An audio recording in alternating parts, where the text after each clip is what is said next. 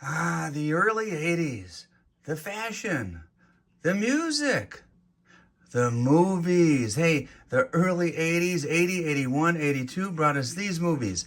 Star Wars, Empire Strikes Back, The Blues Brothers, Airplane, Caddyshack, Raging Bull, Raiders of the Lost Ark, E.T., and who could forget Fast Times at Ridgemont High.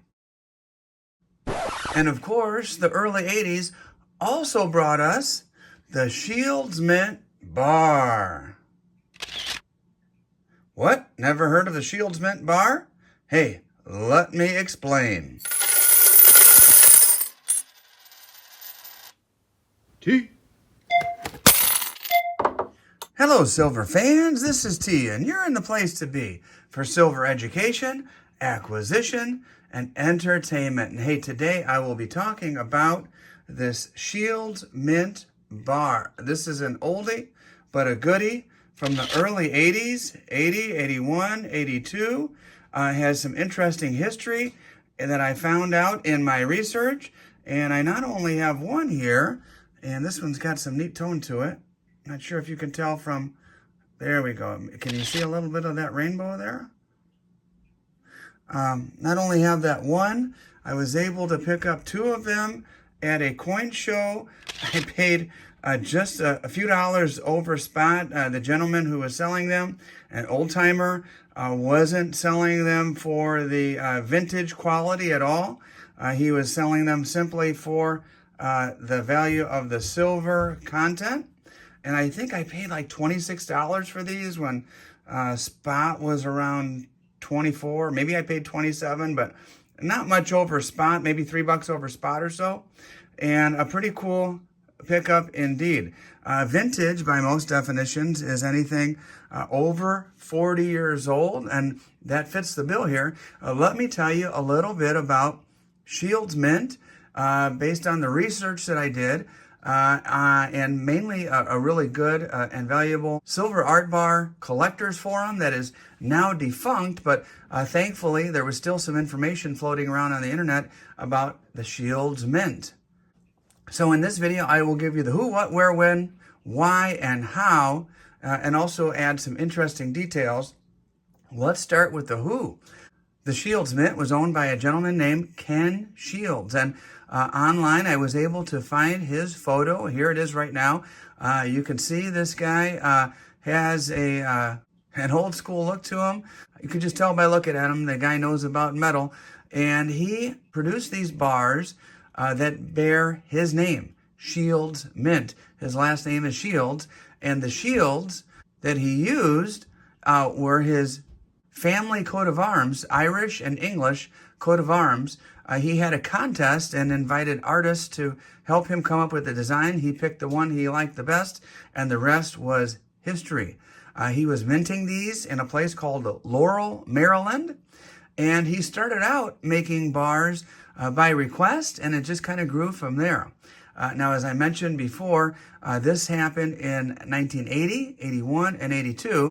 And online, I was able to find out that Mr. Shields minted about 250,000 of these bars. So there are not a whole lot of them floating around to be found.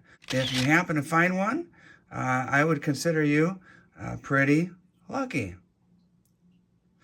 Now, if you happen to find one, by the way, that has a die stamp on the back, when they first started producing these, at the very beginning, there was an ejector pin imprint. So if you happen to find one with a little imprint on it that looks like it could have been made by an ejector pin, you're really lucky because you found one of the very first versions of that Shields Mint bar. Now, speaking of the die, I also found this photo that Mr. Shields himself added to the forum that shows the die that was actually used to produce many of these bars. A couple things that I found interesting that I read in the forum was that Mr. Shields stopped producing these bars because the market went flat and the sales dried up. And I know a lot of the bars that I have found personally are from the early 70s, 1973 specifically. But I have not found a ton of 80s bars in my travels, and perhaps they didn't make as many as they did in the 70s. And that would be in line with what Mr. Shields had to say about the market back in those early 80s. One of the things that I thought was coolest that was discussed on the forum that I found was that Mr. Shields was extremely careful about what he put out. His bars had to be 480 grains and not a single grain less. And 480 grains, of course, is 1 troy ounce of silver. And I'm not sure if you knew this or not, but when it comes to producing bars and rounds, there usually is a little bit of leeway that's accepted, and he wanted none of that. If his bars were under 480 grains, after being carefully weighed by the expensive equipment that he had purchased, it would be just tossed right back in to the melting pot and made into a new bar that was 480 grains. He didn't mind if it was a grain or two over, but he would not put out a single bar that was less than 480 grains. Now, speaking of silver bars, I did buy this little storage container here, and I'm not sure I'm really thrilled about it, but I bought it kind of an El Cheapo. I figured I would keep my Shields Mint bars in this container here. And let's see here. Here's the other one. And I thought, well, since I'm showing off my silver bars, there it is, I would show off some others that I'll be tossing in there. You see I have I do kind of have picked up some bars over the years in my travels. This national, very highly, trying not to do a face reveal. This one is highly reflective here. There we go. Oop. Kind of duck away from the camera there. And this one has a very flat mirror-like back. I'll put that one in there. And there we go. All right, and another one you might find interesting is this right here. This is the old Aztec Guatemoc design based on that 5 pesos from years ago, which, of course, this is the Aztec Sunstone. I've talked about this in other videos, and I even have a personal history of seeing this in person at the National Museum in Mexico at Chapultepec Park. It is huge. It's about 10 feet high and absolutely amazing. And so I couldn't pass this one up. And that will be another addition to my bar collection. And then, of course, no bar collection is complete without the old Engelhard. This one's stamped and with a serial number here. And in case you're wondering, this is the old frosted back. Not quite sure if, and by the way, if you happen to be real familiar with Engelhard bars, let me know. That frosted back, I'm not sure what year that is. I suppose I could use the old serial number and look it up and try to find out. Here's another Engelhard. This one has the more of the portrait orientation. This has more of the landscape orientation. And so that one goes there. Let's see what the back is on this one. Oh, she's a toner. Look at that. Look at that tone with those diagonal Engelhard names there. That's a pretty cool one there. And I'll put that in there as well. And then I do have a few others. I've got the old Johnson Matthey serial number. JM on the back. I'll just lay that one in there. It's already in plastic. This one too is already in plastic, the Secretariat. And I've shown this in other videos. I made an entire video just on this one here. And there we go. Pretty cool, huh?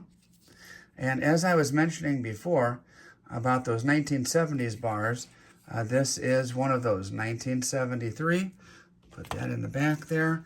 And then this one I just picked up. You may have noticed it on my last video down in Indianapolis, OPM, Ohio Precious Metals. I just caught my eye because it says USA very prominently there. And interesting design on the back. Ohio Precious Metals. I think I'll leave that one in that plastic as well. Try to squeeze it in there.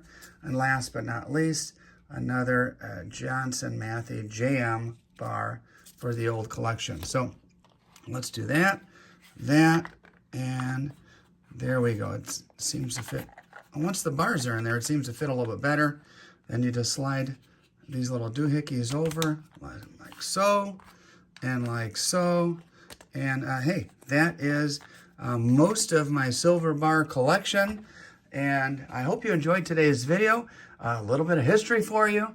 And if I understand there's a whole group of folks that collect the art bars, those 1 ouncers that were very popular years ago.